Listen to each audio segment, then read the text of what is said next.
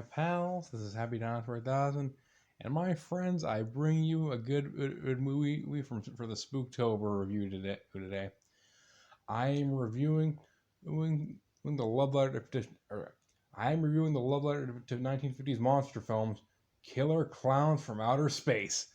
It's, let's start. Basically, here's the backstory. I really go into the backstory. This is an independent film made by former effects artists, and usually those films weren't taken very seriously back in the day. I'm talking films made by effects artists. I don't think Pumpkin was taken very seriously or something like that. But basically, when I heard that those kind of films were not taken seriously back then, but they anticipated that being they're made. The effects people are made. This movie was made by the Chiodos brothers. They are most known for the effects behind the Critter series and Ernest Scared Stupid with the Troll. Oh, but anyway, I think one Chiodo brother was like, I don't think I'm going to take us seriously as filmmakers, and the other one's and one of them's like, let's do this to our advantage. Let's make a silly ass and as fun movie. Let's do it now. I'm not trying to show for this; it's just pretty good. It's actually one of my favorite monster movies. But anyway, essentially, we start this movie by hearing the movie's theme song, "Killer Klowns from Outer Space." Interesting thing about the song, it's sung by the Dickies. He's that band, and they made the Banana Splits theme. And we see the following things. He's in this style. You love a 1950s monster movie. We start out with teens that make a point, and an ice cream truck comes by, and we learn the following things. The guys with the ice cream truck are friends with this one guy trying to make out with his girlfriend named Debbie. And the guy's name is Mike Tobacco. But it basically, this film has two references to cigarettes.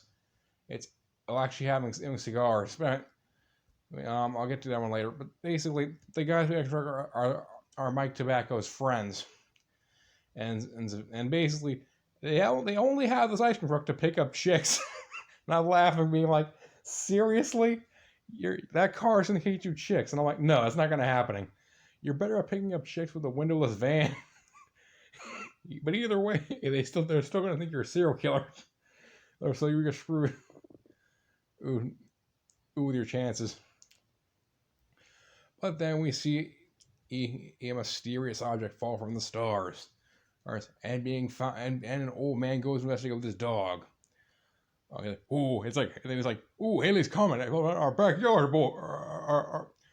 Our spud. I hear the dog's name. He's like, he's probably worth a fortune. They just runs across a weird circus tent, and basically, the clowns kill the dog off screen. And then he's like, hey, where's my Pooh Bear? I'll tear this damn circus apart. Like the clowns just shoot him with a ray gun. And then Mike Tobacco and his girlfriend Debbie break into the alien spaceship. And we see what the clowns are doing. When they're basically capturing people, storing them in cotton candy for food. And basically,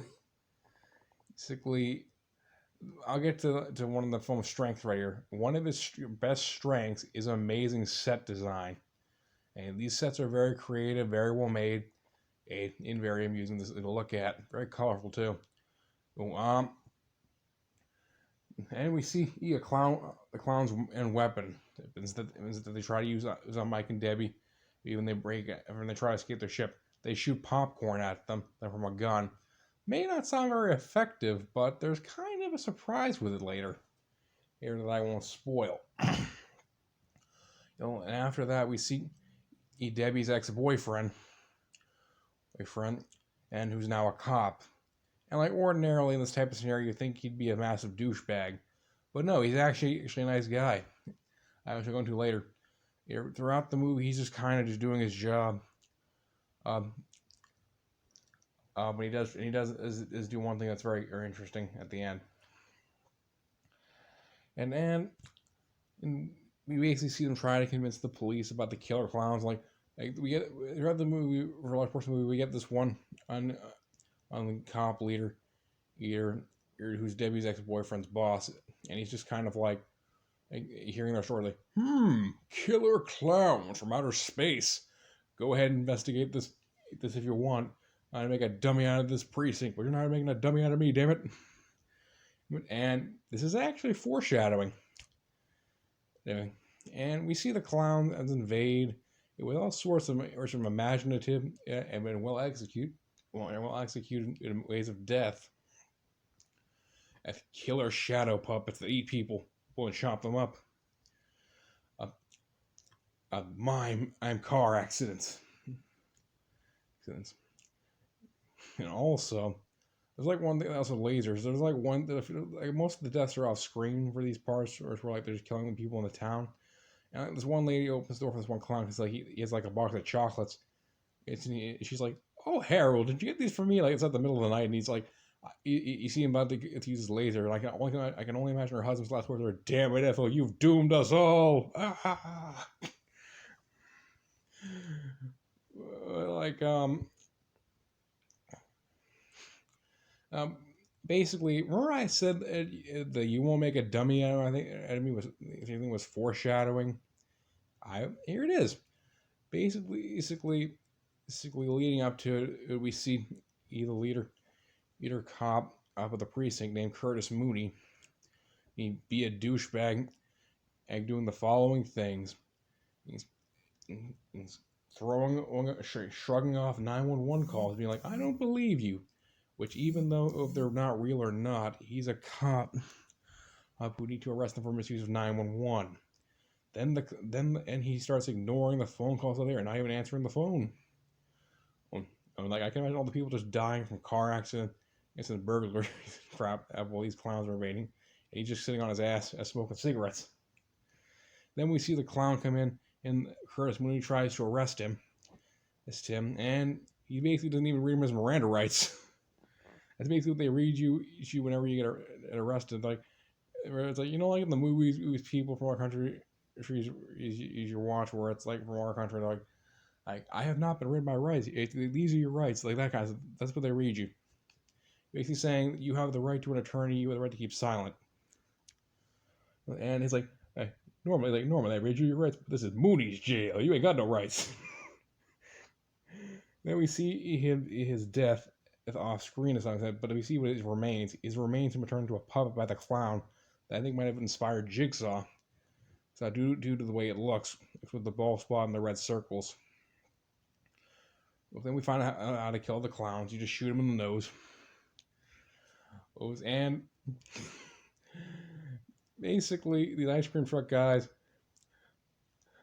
are just kind of gonna join in Mike Tobacco, go and Debbie's ex-boyfriend to save Debbie in the town, and like they invade the clown ship and come across a fate worse than death. Seriously, I'd rather be shot with the laser isn't the deal with these guys these ice cream truck guys went and through after falling in the pit. But anyway, yeah, it's very interesting where it's like they come up later to save Mike, Debbie, and her ex-boyfriend from the clowns, and basically saying, "We are your God, do not harm them." And then over using the ice cream truck microphone on speaker, and we see Clownzilla, a giant and clown monster who is their leader, and who Debbie's ex-boyfriend almost sacrificed himself to kill. But saving the day, it all seems well at first until a sequel hook where they hit with pies in the face. Though I have heard there was a sequel in development that has been crowdfunded a while ago. I'm still a skeptic about it ever being released. But still, this movie it was very fun, good set design, very good acting, very very fun writing, and I think I'll give it dinosaur approval, and I think I'll give it like an 8 point. Let's see. I'm gonna go with like 8 points, an 8 out of 10. That's my review. Thank you all for watching. Have a happy day and goodbye.